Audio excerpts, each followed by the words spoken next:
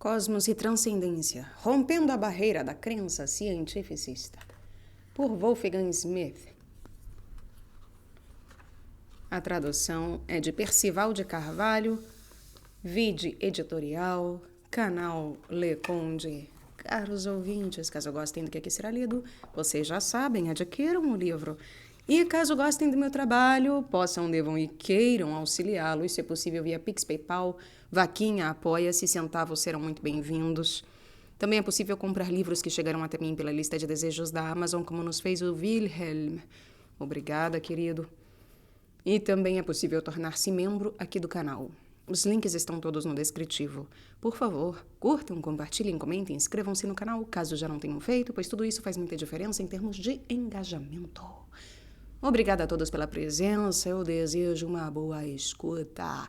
Seguimos para o capítulo 5º, o ego e a besta. De Darwin a Freud, vai um passo relativamente curto. Dado que a espécie humana é derivada de ancestrais sub-humanos, segue-se que também a sua mentalidade evoluiu de um rudimento sub-humano, o racional do irracional, o autoconsciente do instintual.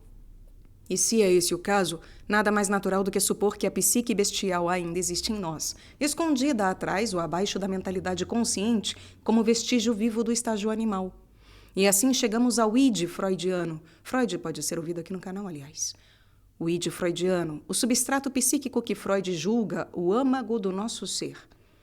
É verdade que Freud deu um bom corte no conceito de id ao separar dele todas as faculdades relacionadas à percepção do mundo exterior e à resposta aos estímulos vindos de fora. O id freudiano, enquanto tal, não fica em contato com o ambiente externo. Ele só conhece as suas próprias necessidades somáticas, tensões que procura eliminar, mediante oportunas descargas de energia. Catexias instintuais em demanda de descarga, define Freud. Isso, a nosso ver, é tudo o que há no id. Parece que o âmago do nosso ser não é especialmente bem dotado e que não há muito para dizer a respeito dele. O próprio Freud deixa isso perfeitamente claro, abre aspas. É ele a parte obscura e inacessível da nossa personalidade. Chamamo-lo caos, um caldeirão de excitações fervilhantes. Não tem organização alguma e não produz nenhuma vontade coletiva, mas somente um empenho por proporcionar a satisfação das necessidades instintuais regidas pelo princípio do prazer. Fecha aspas.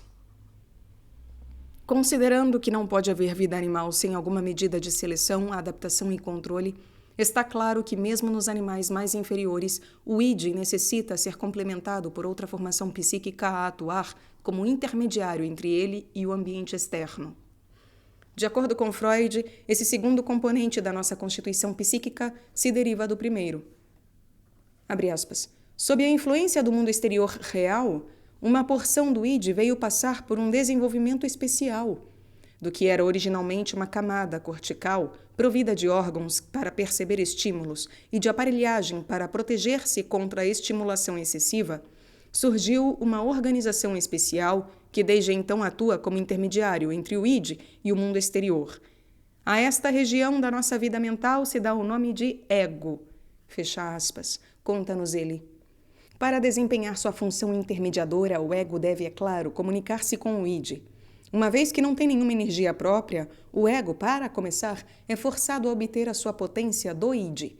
E, tendo conseguido fazê-lo de algum modo, não poucas vezes ao que parece, com um emprego de artimanhas, deve então largar a conduzir o organismo em direção ao cumprimento de suas funções naturais, tarefa que envolve o exercício de certos controles sobre as propensões instintuais do id. A esse respeito, pode-se equiparar o ego a um cavaleiro no comando da sua montaria. Mas, como Freud assinala, o relacionamento entre o ego e o id corresponde, na verdade, a uma situação bem longe do ideal. É que, no caso, o cavaleiro acaba sendo obrigado a guiar a montaria rumo a um destino que não foi escolhido por ninguém, senão pelo cavalo. Abre aspas. O ego, no geral, deve levar a efeito as intenções do id. Fecha aspas, sustenta Freud. E, de novo, abre aspas, a potência do id expressa o verdadeiro propósito da vida do organismo do indivíduo. Fecha aspas. Numa palavra, o ego é pouco mais que uma máscara, uma espécie de fachada, através da qual se encontra o id. Antes de passarmos a outras concepções básicas da doutrina freudiana, talvez convenha parar para refletir um momento no que foi dito até aqui a respeito do ego e do id. Em primeiro lugar, observemos que o ensinamento freudiano, por incrível que pareça, tem algo em comum com a antropologia cristã. De fato, ambos concordam em uma grande verdade que costumamos perder de vista e que é crucial para qualquer entendimento mais profundo do homem. E pode-se sintetizá-la assim: em seu estado egocêntrico, o homem esqueceu-se de quem é. Nessa condição, ele não se conhece direito. Identifica-se com o ego e, ao fazê-lo, falha em reconhecer que o ego, enquanto tal, não passa de um fenômeno, um efeito ou uma imagem, talvez, do que somos. E qual é essa verdadeira natureza? O genuíno âmago do nosso ser? É aqui, na resposta a esta pergunta fundamental, que o cristianismo e Freud se desconciliam. Para o cristão, o âmago do nosso ser se localiza na alma, ou na parte mais alta da alma, que é ela mesma uma imagem, não de qualquer coisa temporal ou contingente, mas do próprio Deus. Daí Clemente de Alexandria e tantos outros santos já terem dito: se o homem se conhece a si mesmo, há de conhecer Deus. Bem diferente a resposta de Freud à perene questão: quem sou eu?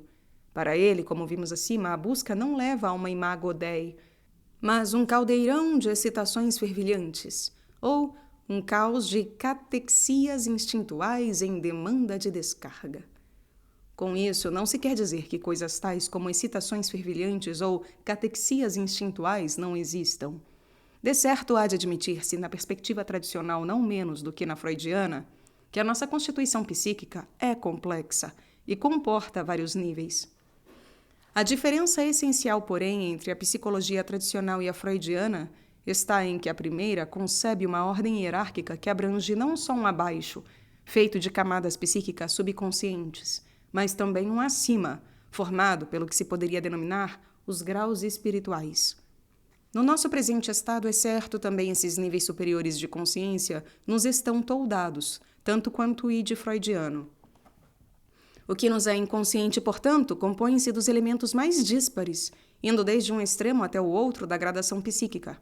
O ego, então, com a sua estreita e movediça faixa de consciência, ocupa um entremeio, situa-se em algum lugar entre o céu e o inferno, ou entre o que em nós atende a estas respectivas designações.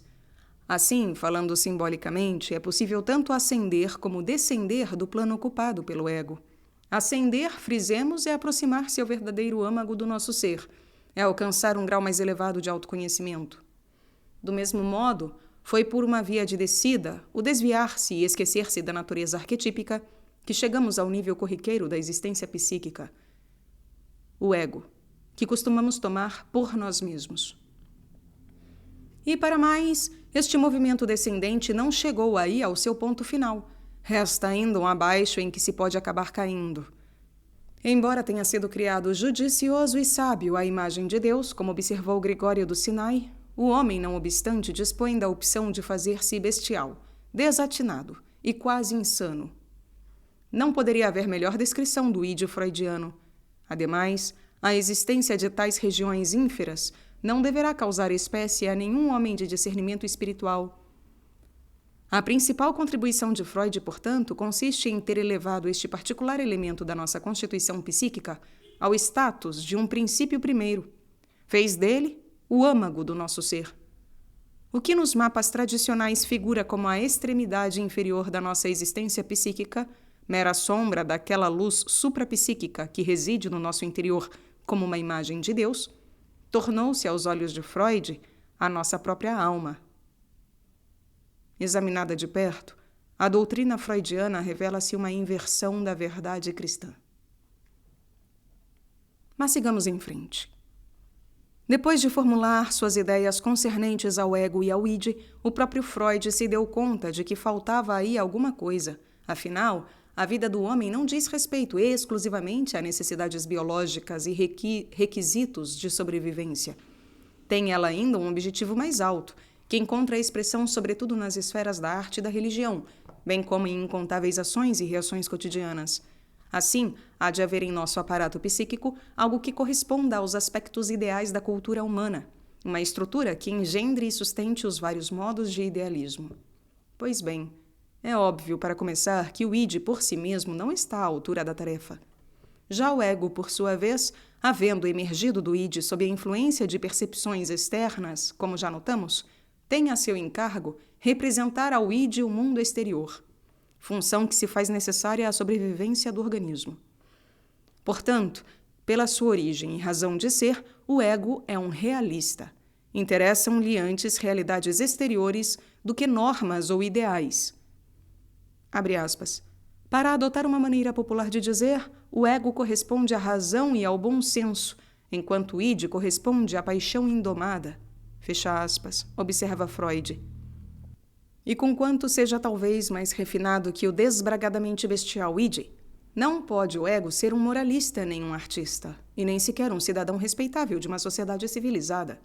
De maneira que, para dar conta desses patamares superiores da vida, é preciso uma nova estrutura psíquica que, pelo seu próprio pendor para o ideal, se distinga do ego.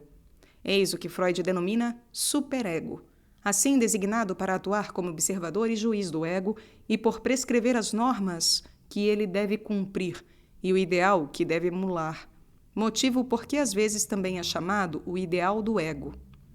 Até aí a doutrina parece bastante promissora. Para compreendermos, porém, aonde Freud quer chegar, temos de seguir o caminho por onde ele explica a gênese dessa nova entidade psíquica. Isso nos leva ao célebre complexo de Édipo, a extraordinária teoria segundo a qual, em certo estágio da infância, o filho experimenta o desejo de assassinar o pai e ter relação sexual com a mãe, ao passo que a filha, ao contrário, se volta contra a mãe e deseja ter um filho com o pai. Para complicar ainda mais a história, todo ser humano, ao ver de Freud, é por natureza bissexual durante a vida inteira, de sorte que na sua infância se manifestam tendências homossexuais. Assim sendo, eis que a criança é afligida, na verdade, por um complexo de Édipo duplo, ou completo, constituído de 4 anseios perversos. No curso normal dos acontecimentos, e depois de muitas ânsias, frustrações e traumas, o complexo de Édipo, por fim, dissolve-se. A altura em que as 4 tendências de que ele se compõe são agrupadas de forma a produzir uma identificação paterna e uma identificação materna. Essa metamorfose ocorreria lá pelos 5 anos de idade e daria origem à terceira estrutura básica da nossa constituição psíquica. Abre aspas.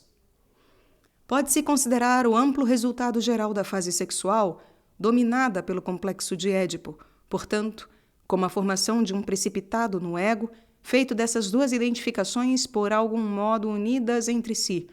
Esta modificação do ego retém a sua posição especial. Ela confronta os outros conteúdos do ego como um ideal do ego, ou superego. Fecha aspas. O superego, então, representa uma espécie de internalização da bipolar imagem parental. Sendo o herdeiro do complexo de Édipo, ele é a expressão das mais importantes vicissitudes libidinais do id. Aqueles impulsos que, conforme já vimos, se expressam durante a fase edipiana como as tendências ao incesto e ao parricídio. Na estrutura do superego, que elas próprias ajudaram a produzir, estas vicissitudes libidinais do id vão achar canais mais adequados de autoexpressão, presume Freud, que passa daí a explicar, abre aspas, ao instituir o seu ideal, o ego dominou o complexo de Édipo e, ao mesmo tempo, pôs-se em sujeição ao id. Fecha aspas. Assim, ao cabo desse tortuoso percurso, descobrimos afinal que o superego, malgrado a sua aparência tantas vezes beata, nada é senão outra projeção do id. Como tudo o mais na psique humana, ele não passa de uma fachada para a besta dentro de nós, o obscuro id, que constitui o âmago do nosso ser. Naturalmente, põe-se a questão: como é que Freud conseguiu certificar a verdade dessas pasmosas conclusões? Como verificar, por exemplo, se o superego, o veículo de todo o pensamento ideal, surge com a dissolução do complexo de Édipo? Ou antes disso, como se quer averiguar se o complexo de Édipo existe de verdade? Freud tem muitíssimo para dizer sobre as fantasias sexuais das crianças. Mas como é que ele veio a saber essas coisas? Como descobriu que uma garotinha, ao bater os olhos pela primeira vez no órgão masculino, é no mesmo ato acometida por uma ansiedade de castração, se sente em grande desvantagem e cai vítima da inveja fálica, que deixa marcas indeléveis no seu desenvolvimento psíquico e na formação do seu caráter. É este um fato, um dado de que se possam tirar conclusões científicas? Ou é somente uma hipótese, uma conjectura, a carecer de ancoragem em fatos observáveis? Bem difícil mesmo seria declarar cientificamente observáveis coisas, tais como a ansiedade da castração e a inveja do falo. A esse respeito, o próprio Freud assinala haver ocasiões em que se olha uma menina pequena e não se vê nada parecido. Logo em seguida, porém, garante: pode-se ver muito numa criança, basta saber olhar. Mas como? Em que consiste esse olhar diferenciado? Será que não é antes uma questão de agarrar-se seletivamente a determinadas facetas do comportamento infantil e interpretá-las de acordo com certas ideias pré-concebidas? Vem à lembrança a célebre observação de Freud sobre bebês amamentados. Abre aspas. Ao cair no sono ao seio após ter se fartado nele, a criança mostra uma expressão de bem-aventurada satisfação que se repetirá mais tarde na vida após a experiência do orgasmo sexual. Fecha aspas. Contudo, Freud ele próprio parece não levar muito em conta essas revelações obtidas a poder do olhar treinado. Por isso é que nos pede para considerar, abre aspas, quão pouco dos seus desejos sexuais a criança pode trazer ao plano pré-consciente ou sequer comunicar, fecha aspas. E prossegue notando que, abre aspas, por conseguinte, apenas nos valemos de um justo direito quando estudamos retrospectivamente os resíduos e consequências desse mundo emocional nos adultos em que tais processos de desenvolvimento tenham atingido um grau de expansão particularmente nítido ou mesmo excessivo. Fecha aspas. Mas dizer isso é tomar por pressuposto, primeiro, que as fantasias infantis em questão existem, e segundo, que elas continuam a crescer e desenvolver-se pela vida adulta afora, quando então, de fato, podem atingir um grau de expansão particularmente nítido ou mesmo excessivo. Ora, aí está um exemplo lapidar de petição de princípio. Não se pode deixar de concordar com Andrew Salter, quando ele chama a toda essa linha de pensamento seguida por Freud um crescendo incessante de raciocínio falho. Para piorar ainda mais as coisas, sucede que, epistemologicamente, estamos impossibilitados de chegar a bom termo mediante o estudo de adultos normais, uma vez que é especialmente no adulto anormal, no paciente neurótico, que esses fenômenos obscuros podem mostrar-se de modo inequívoco. Afirma Freud, abre aspas. A patologia sempre nos prestou o serviço de tornar perceptíveis, ao isolá-las e exagerá-las, aquelas condições que permaneceriam ocultas no estado de normalidade. Fecha aspas. Mas isto, é claro, é só mais outra hipótese. Outra pressuposição necessária para escorar o argumento freudiano. Como no caso dos anseios homossexuais e incestuosos dos infantes, deve-se supor que tais condições permaneçam ocultas nos indivíduos normais. Porém, mesmo havendo-se adotado essa hipótese adicional, as dificuldades estão longe de acabar. Aliás, acabaram de começar. Pois ao tentar se tirar conclusões científicas da mixórdia testemunhal que se tenha conseguido extrair de pacientes neuróticos, fica-se mais do que nunca obrigado a selecionar e interpretar, isto é, a trabalhar com hipóteses, uma vez que não se acredita ser o paciente, mesmo sob análise profissional, capaz de recordar coisas como a presumida fase dipiana do seu desenvolvimento. Vocês hão de lembrar, conta-nos Freud a este propósito, abre aspas, um interessante episódio da história da pesquisa analítica que me causou muitas horas de atribulação.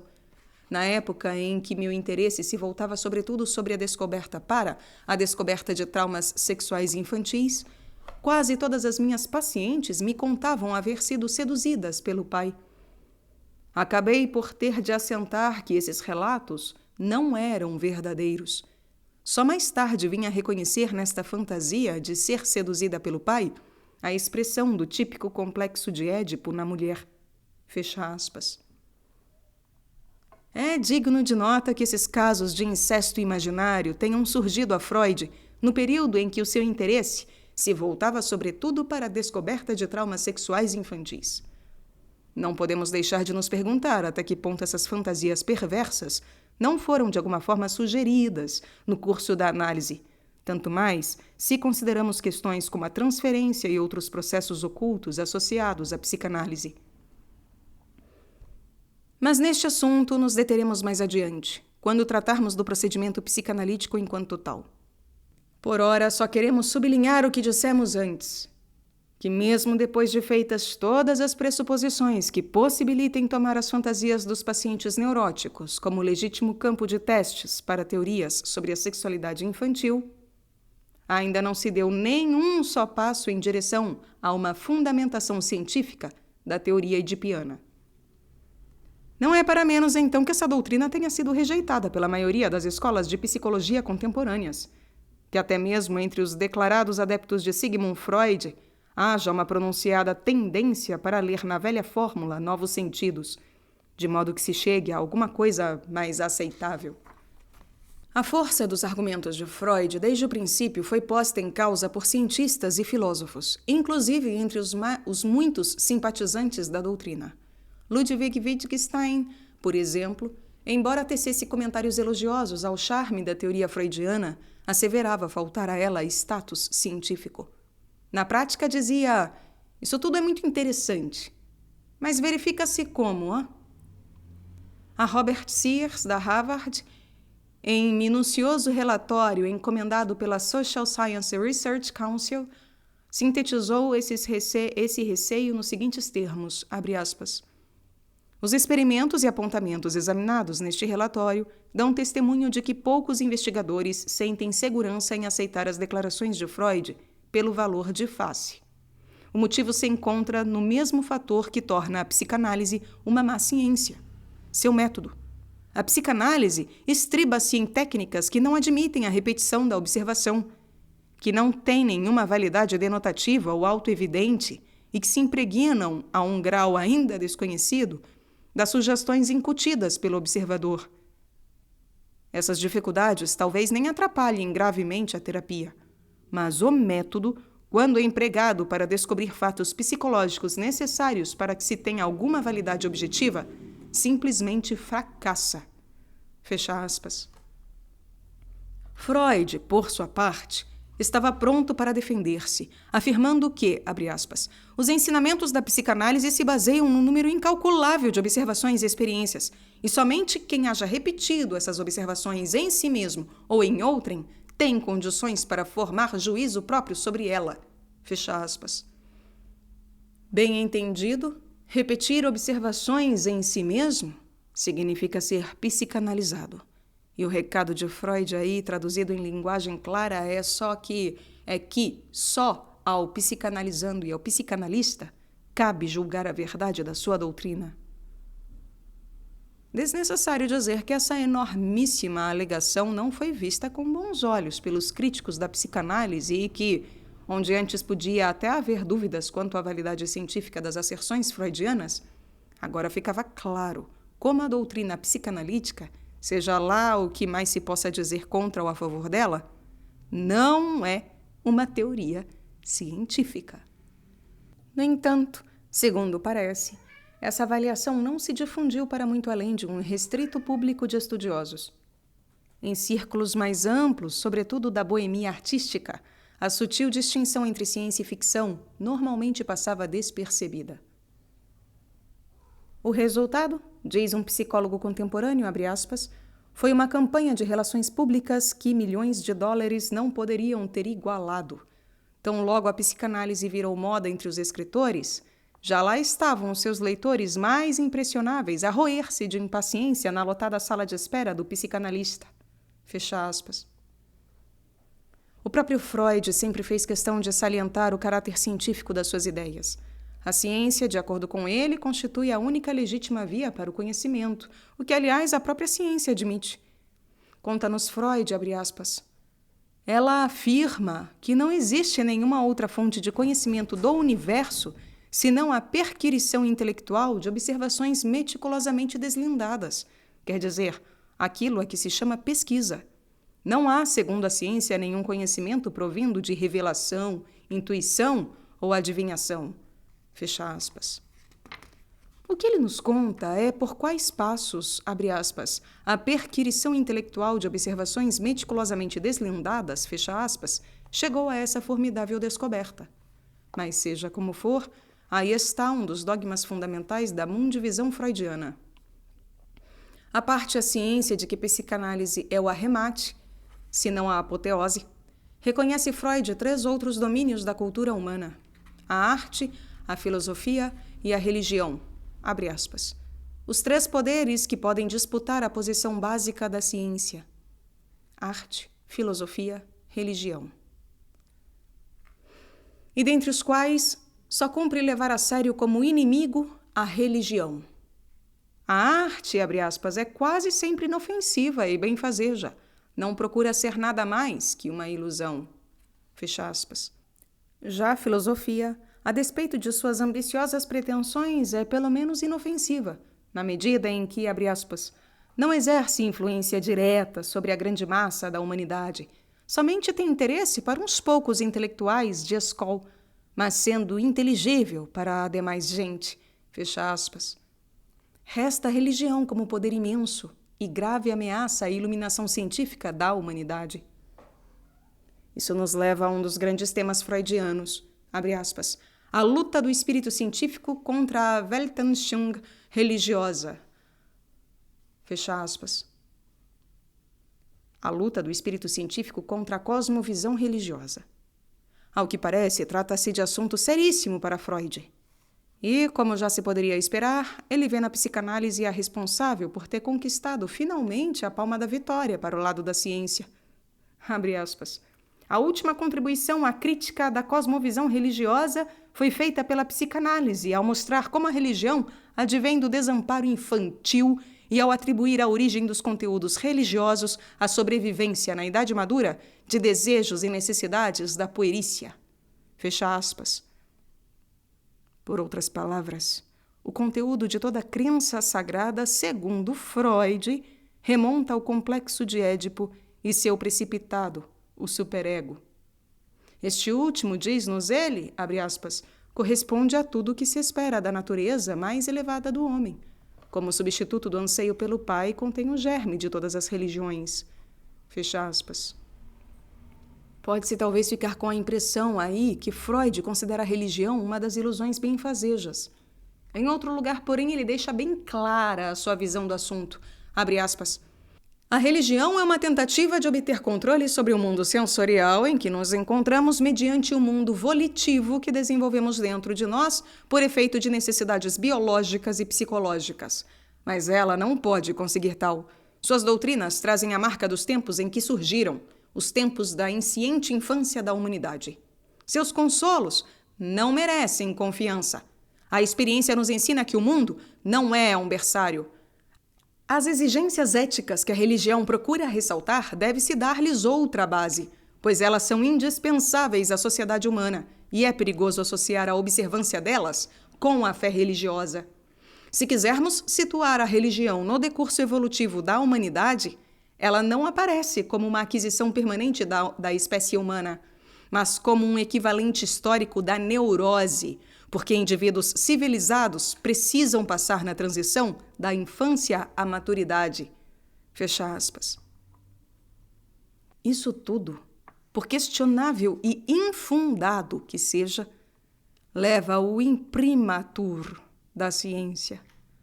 Pelo menos é o que dizem, e é o que nos pasma a nós mortais. Se a psicanálise é uma ciência, como pode o leigo contestar as conclusões dela? Uma vez aceito esse dogma crucial promulgado por Freud, fica-se predisposto a acreditar também nos seus demais pronunciamentos ex cátedra. Pois foi isso mesmo, parece, que os milhões fizeram. Tal como a teoria da evolução, também o freudismo se adentrou no senso comum contemporâneo, e talvez pela mesma razão, por ser uma pretensa doutrina científica que veio atender a uma tendência predominante. Não quer dizer isto que as massas tenham aceitado ponto por ponto a doutrina freudiana inteira, que afinal é incomparavelmente mais complexa e difícil de compreender que a tese darwiniana. Ainda assim, numerosos conceitos freudianos acharam o seu canto na consciência popular. Por exemplo, as ideias de que a cultura é intrinsecamente repressiva e, portanto, má, que a moralidade é convencional e a crença religiosa uma ilusão, e que, no fundo, o princípio do prazer reina soberano. São essas as concepções, sem dúvida, de que nos embebemos em nossas escolas e através da mídia. No mais, seguir outra linha de pensamento é arriscar-se a ser taxado de reacionário, lorpa ou, muito possivelmente, neurótico. Seria difícil superestimar a magnitude da revolução encabeçada por Freud. Ela minou os remanescentes vestígios da cultura cristã e obteve brilhante êxito em seu programa de desconversão. Como observa Philip Rieff, abre aspas, o solapamento sistemático de todas as convicções estabelecidas representa o princípio anticultural a partir do qual a personalidade moderna se vem reorganizando, não só no Ocidente, como também com mais lentidão no não-Ocidente. Fecha aspas. É indiscutível, ademais, que Freud contribuiu para a consolidação dessa tendência mais do que qualquer outro indivíduo. Escreve Rieff, abre aspas, Freud sistematizou a nossa descrença, e esse é o anticredo mais inspirador já oferecido a uma cultura pós-religiosa. Fecha aspas. Pode-se dizer que veio à existência um novo tipo de ser humano, o homem psicológico, aquele que, por instinto, rejeita todos os absolutos, menos o absoluto da descrença ela própria. E cuidam alguns que essa nova estirpe está fadada a herdar a terra. Abre aspas. Onde já esteve a família e a nação, ou a igreja e o partido, aí estará o hospital e também a casa de espetáculos, as instituições normativas da cultura vindoura. Treinado para ser incapaz de sustentar satisfações sectárias, não pode o homem psicológico ser suscetível ao controle sectário. O homem religioso se destina à salvação. O homem psicológico se destina ao prazer. Fecha aspas. Prevê Rieff. Bem verdade que o ensinamento freudiano, no sentido estrito, veio a ser, em grande parte, suplantado. É austero demais e negativo demais para sustentar apoio popular. A doutrina fez sensação durante as primeiras décadas do nosso século, numa época em que ainda não se tinham esvanecido os últimos resíduos do vitorianismo. Já nos nossos dias, é a egolatria em suas incontáveis formas, o culto da autodevoção, como chama Polwitz, que domina a cena popular. Culto da autodevoção. Não Freud, mas Fromm, Maslow e Rollo May são os gurus psicológicos de hoje em dia. Não Freud, mas Fromm, Maslow e Rollo May são os gurus psicológicos de hoje em dia. E, em certos sentidos, a doutrina deles vai ao arrepio do ensinamento freudiano, que não se preocupa nem um pouco em oferecer consolos. Apesar de tudo isso, é patente que essas novas autoridades continuam a seguir os passos do mestre, e que não fosse a ruptura produzida por Freud, não poderiam estar exercendo sobre a sociedade tamanha influência. Somente depois de Deus e a religião terem sido sutilmente destronados na imaginação popular é que se afigura tão sedutora a perspectiva de sentir-se bem. Ao mesmo tempo, também a hostilidade freudiana contra a religião se tornou um tanto ultrapassada. Chegando a mentalidade terapêutica a predominar em uma cultura, já não é preciso vituperar o cristianismo, nem o credo que for. Pode-se então pregar o evangelho do pluralismo e da tolerância, com plena confiança em que cada aspecto da crença será, no momento oportuno, devidamente subjetivizado e incorporado em um panteão universal de ilusões terapêuticas. A esse aliciante apelo, aliás, muitos clérigos não taparam os ouvidos. De início com timidez e então em penca, prontificaram-se a atender ao chamado. Como Rieff assinala, abre aspas, o presente fermento da Igreja Católica Romana, fecha aspas, pouco diz respeito a alguma renovação da percepção espiritual. Antes, constitui, abre aspas, um avanço em direção a mais sofisticadas acomodações com as comunidades negativas da terapêutica. Fecha aspas. A seu ver, abre aspas, o sacralista dá vez ao analista no cargo de funcionário terapêutico da cultura moderna. Fecha aspas. Mas voltemos a Freud e à psicanálise. Abre aspas. Por via de regra, a literatura psicanalítica contemporânea põe de lado o simples fato de que a psicanálise teve origem e inicialmente buscou validação como método para tratar doenças mentais. Visto que muitos já tentaram, mas ninguém ainda conseguiu demonstrar de modo convincente que fazer psicanálise, ou mesmo qualquer outra forma de psicoterapia, é melhor para o paciente neurótico do que não fazer nada, essa atitude não será surpreendente. Fecha aspas.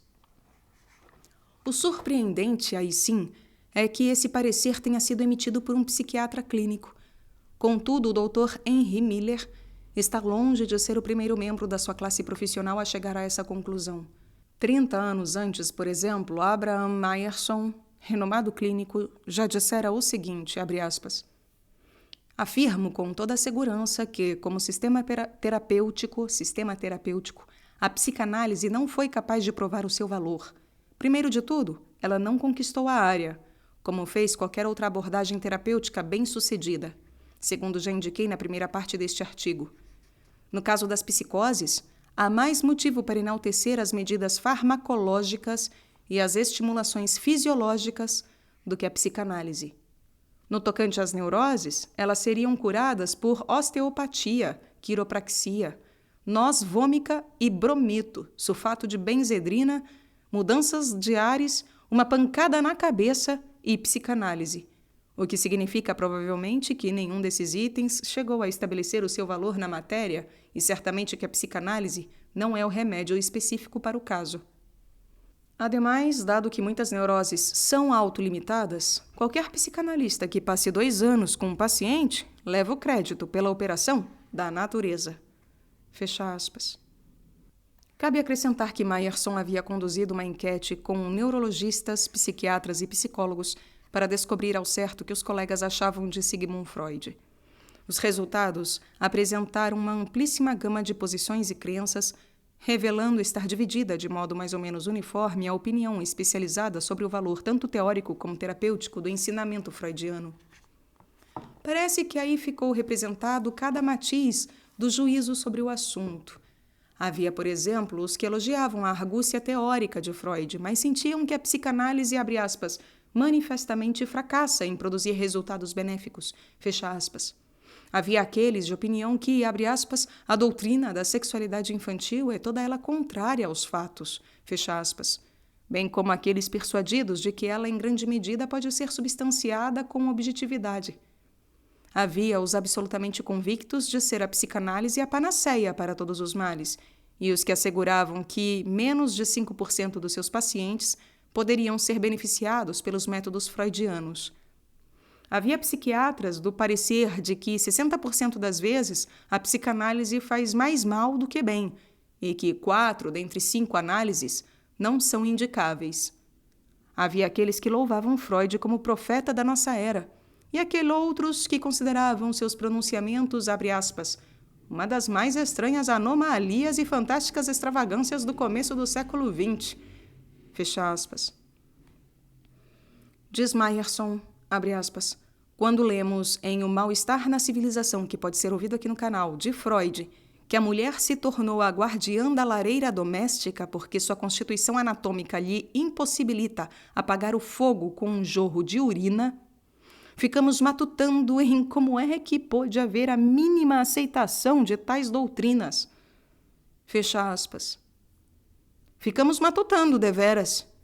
Nesse meio tempo, seja lá o que mais se possa respigar dessas sortidas observações, basta uma tão fenomenal falta de concordância entre os especialistas para provar que não estamos lidando nem com uma ciência autêntica, nem com um sistema medicinal bem-sucedido.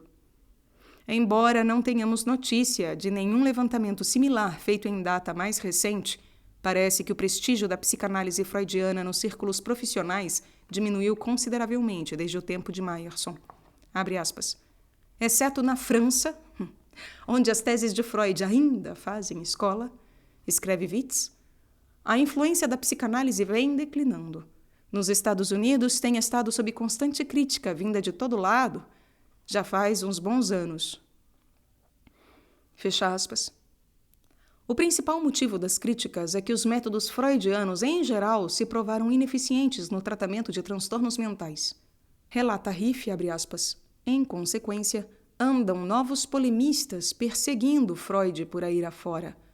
Fecha aspas. Um dos mais diligentes deles, podemos ajuntar, é Tomás Isaacs. Não tenho a menor ideia de como se pronuncia este nome. Outro respeitado psiquiatra que chegou a afirmar ser errônea e capciosa a própria noção de doença mental. Thomas sustenta que a psicoterapia em si mesma não é um sistema medicinal propriamente dito, mas sim uma técnica para influenciar e controlar. Chama a atenção para o uso imoral e danoso que se costuma fazer da técnica, o sistemático ocultamento deste fato e, abre aspas, a nossa obrigação de declarar maléficas tais intervenções e propostas, até prova em contrário, fecha aspas. Enquanto isso, porém, a psiquiatria segue estendendo seus domínios no Ocidente e no Oriente. Incontestavelmente, a psicanálise põe o paciente em uma posição de extrema vulnerabilidade e sujeita-o a influências que ele não consegue entender nem controlar. Segundo observa Salter, abre aspas, o procedimento analítico inteiro promove a mais cabal e a mais perigosa dependência. Fecha aspas. Primeiro de tudo, a psicanálise, como é notório, deve qualquer eficácia que possa ter ao estabelecimento de uma relação especial entre o paciente e o analista, conhecida como transferência. Nas palavras de Freud, abre aspas, o paciente não se contenta em ver o analista como ele é de fato, um auxiliar e conselheiro profissional remunerado pelo seu trabalho. Antes encara-o como retorno, a reencarnação de alguma importante figura saída da sua infância ou do seu passado e, em consequência, transfere para ele sentimentos e reações que, indubitavelmente, se aplicam a esse protótipo. Fecha aspas. Por outras palavras, o paciente perde contato com a realidade e sucumbe a uma atitude mais ou menos infantil, uma atitude que confere ao psicanalista poder sobre a mente dele. Abre aspas. Se o paciente coloca o analista no lugar do seu pai ou da sua mãe, está lhe concedendo o poder que o superego exerce sobre o ego, já que os pais são, como sabemos, a origem do superego. O novo superego tem oportunidade para efetuar uma espécie de pós-educação do neurótico. Fecha aspas, explica Freud. Seja como for, quer aceitemos as teorias de Freud sobre o superego e suas raízes libidinais, quer não, permanece o fato de que o paciente, via transferência, se abre a influências emanadas do analista, influências tecnicamente chamadas sugestões, ao menos até o ponto em que sejam manipuladas pelo analista de modo consciente. Assim, a transferência prepara o terreno para a sugestão, e, sem dúvida, este processo duplo constitui o mecanismo central da terapia psicanalítica. Diz Freud, abre aspas, a influência da terapia psicanalítica funda-se na transferência, isto é, na sugestão. Fecha aspas. Paremos para examinar algumas implicações dessa espantosa admissão. Em primeiro lugar, pelo que se vê, o testemunho psicanalítico do paciente é muito provavelmente influenciado pelo analista e suas ideias pré-concebidas. Como explica o próprio Freud, abre aspas, o mecanismo do nosso método curativo é, com efeito, facílimo de entender. Damos ao paciente a representação consciente de que ele espera encontrar. E a similitude da representação consciente com a inconsciente, reprimida, leva-o a deparar com a segunda por si mesmo. Fecha aspas. Mas a tal similitude com o material inconsciente é só uma hipótese, e diga-se logo uma hipótese injustificada. Tudo o que se sabe, tudo o que se observa é que o analista faz sugestões e o paciente, uma hora ou outra, termina por reprisar os temas e imagens previamente implantados na sua mente. Ora, a explicação disso se encontra facilmente e sem quaisquer hipóteses além no fato de que o paciente, a poder da transferência, ficou patologicamente vulnerável aos desejos e induzimentos do analista. Ele está em virtual estado de hipnose, preparado para agir de acordo com o que lhe seja sugerido pelo hipnotizador. Segundo constata Freud, uma transferência dita positiva, abre aspas, altera toda a situação analítica, desviando o objetivo racional do paciente. Ele já não visa a sarar e livrar-se das suas aflições, mas a satisfazer o analista, a ganhar-lhe o aplauso e o amor. Fecha aspas. Recordamo-nos a este propósito daquelas desafortunadas mulheres que confessaram ter sido seduzidas pelo pai. Ainda que não se saiba quanto aplauso e amor elas ganharam em troca de tais invencionices incestuosas, pode-se até imaginar como o próprio Freud ficou satisfeito. O que dissemos a respeito da transferência, além de lançar sérias suspeitas sobre a objetividade das descobertas feitas por meio desse método, aponta para o terrível perigo a que se expõe o paciente ao entrar de livre e espontânea vontade no pacto psicanalítico. Segundo, vez por outra, se admite dentro dos círculos profissionais, mesmo uma pessoa perfeitamente normal, no momento em que se submete à psicanálise, está fadada a contrair uma neurose genuína, por efeito direto do processo psicanalítico. E desnecessário dizer, quanto mais confuso e desgraçado se torna o paciente, mais suscetível ele fica aos induzimentos do analista. Abre aspas. Espetando o arpão da transferência no paciente, o analista pode sair-se com qualquer interpretação, por mais disparatada, e o paciente, geralmente, se deixa levar. Fecha aspas, diz um psicólogo clínico. Mas parece que seguir orientações disparatadas talvez seja o menor dos riscos que corre o coitado do paciente. Para piorar as coisas, há na psicanálise inquestionavelmente um lado oculto. A própria transferência, enquanto tal, é algo de muito misterioso, algo que não se entende como se deveria. Freud ele mesmo parece ter tido uma impressão algumas vezes, sobretudo quando, no curso das suas investigações, ele dava com certos fenômenos estranhos. Assim, embora sem se comprometer nesse ponto, Freud julgava provável que a transferência acione meios até então desconhecidos de influência e comunicação física, tais como a telepatia. Mas isso, dito com clareza, significa que o paciente psicanalítico se abre a forças que nem sequer o analista compreende, e significa de quebra que o analista pode também ele, a alturas tantas, acabar sendo vitimado por influências ocultas a agirem fora do seu controle consciente, o que parece ainda mais verossímil quando lembramos que, de acordo com a tradição freudiana, o psicanalista deve ser analisado ele próprio antes de mais ninguém. Agora, qual será a natureza e a origem, pondo a questão em termos bastante gerais, dessas forças misteriosas que o cenário da psicanálise é todo ele montado para desencadear? Uma boa olhada nas típicas imagens que o processo desencava do fundo do inconsciente deverá dar uma pista. Afinal de contas, já há muito o cristianismo proclamou haver na criação, com efeito, forças obscuras, capazes de atuar sobre a nossa mente. Que é esse pernicioso sussurrar do inimigo? Indaga Tauler. É quanta imagem ou sugestão tumultuária irrompe no teu espírito. Que é esse pernicioso sussurrar do inimigo? É quanta imagem ou sugestão tumultuária irrompe no teu espírito. Havemos de concluir, então, que o id freudiano representa deveras um domínio infernal? Que ele constitui uma exemplificação microcósmica, por assim dizer, das regiões ínferas? Como já notamos atrás, de fato parece ser esse o caso. E, ironicamente, o próprio Freud deu a entender isso mesmo quando inscreveu no frontispício da sua primeira obra célebre este verso de Virgílio. Flectere sineque superos, aqueronta movebo. Se não posso manejar o império, hei de agitar o inferno. Flectere sineque superos, aqueronta movebo.